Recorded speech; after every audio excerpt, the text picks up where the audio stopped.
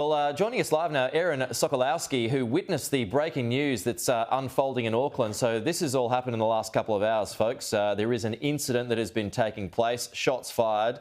That's what police are reporting anyway. So let's go to our witness, Erin. Erin, appreciate your time. No doubt you're under the pump at the moment, but what can you tell us about what happened? What did you see? What did you hear this morning?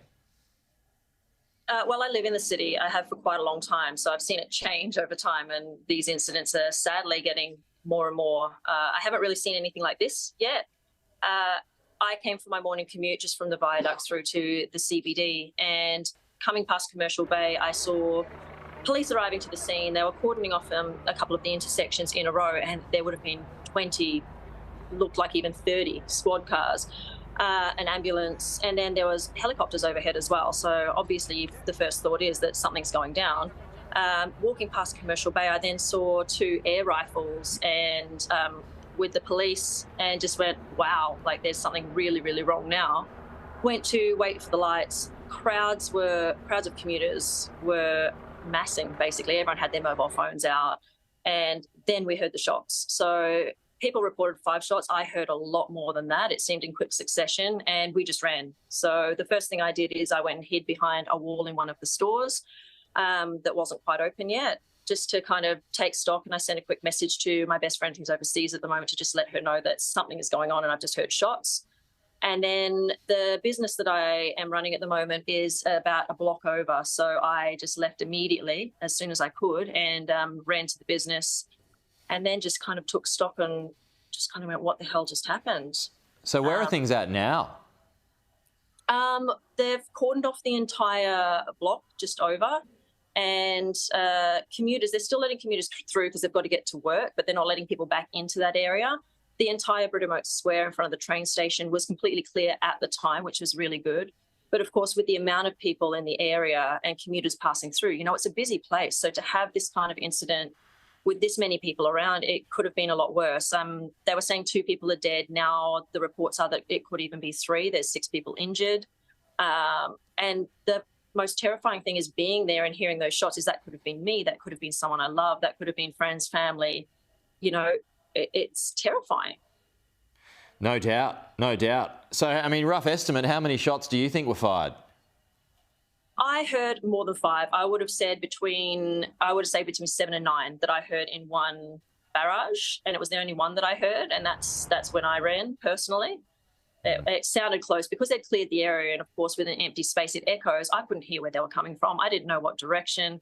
I barely knew anything about it. Someone, when asking around, I heard that it was an explosive in the area. I heard there was a gunman that was with a shotgun. Didn't know what the hell was going on. Second I heard shots, I didn't know whether it was the police firing at the gunman or the gunman firing. All I knew was to get the hell out, I suppose. So is the gunman still alive? Do we know anything of that nature yet? I've heard multiple things because, of course, in the city everyone talks. I've heard that there's 2 people dead and the gunman. I've heard that 6 people are injured. I've heard when I spoke, because I obviously, after experiencing that, I wanted to feel safe. So I went back to one of the police officers that were armed in the area and asked them, is it safe? And he said that there's no risk anymore. So take that how you will. I don't know exactly what. Well, we're hearing that he's dead, but we're just awaiting some confirmation on that. And as soon as we see the police give the latest information, then we'll certainly bring that to our folks here at home. I mean, what does this do to the mood? I know that Auckland had the World Cup opening ceremony tonight. So what is that going to do to things? Well, it's right in the area where people are celebrating as well. So I suppose that's the hardest thing, and it's a space where people are meant to feel safe. So since COVID, I know that the city has changed quite a bit, understandably, with less people in business. Like more crime has come to the city. A couple of weeks ago, there was an axeman running around. A few weeks prior to that, a car exploded on Key Street. So all of these situations are compounding, I think, in the city, and something does need to be done about it. I mean, this messes with people's feeling of safety, and I definitely think it is going to put a dampener on the celebrations, because, I mean, even I wanted to attend those celebrations tonight. But you won't. But now I really feel safe. So you won't go tonight? You won't go tonight? Personally, no, I won't. I'm just a bit rattled. I was just in an area, and I know the area is safe now, but you have situations. I mean, you look at the US, and you get copycat people, you get all sorts of things. And with the increase in crime, and they've had a big ram raid thing here in the city where it gets more and more and there's increased ram raids, I don't necessarily feel confident this close after the incident to go out and celebrate myself.